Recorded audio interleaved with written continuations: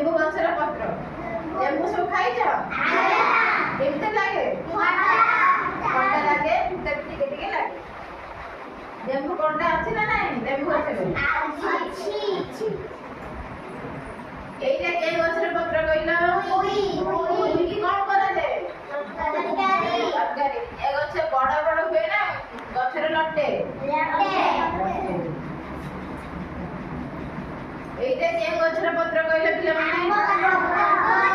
আম্ব নয়, এটা হচ্ছে আত গছ। আত সব খাইছ? কেমতি লাগে আত? মিঠা লাগে। এইটা কে গছের পত্র পিলাମାନେ? অমৃতভଣ୍ଡা। অমৃতভଣ୍ଡা খাইছ ସମସ୍ତେ? କଞ୍ଚା ନା ପାଚିଲା ଖାଆନ୍ତି?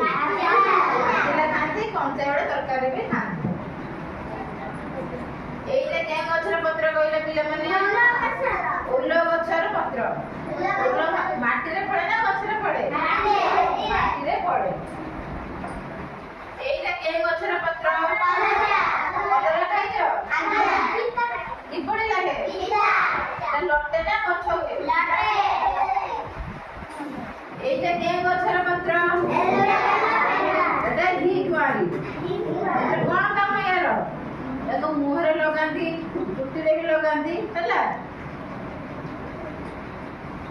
এইটা কি গছର ପତ୍ର ପିଲାମାନେ? ତୁଳସୀ ଗଛ।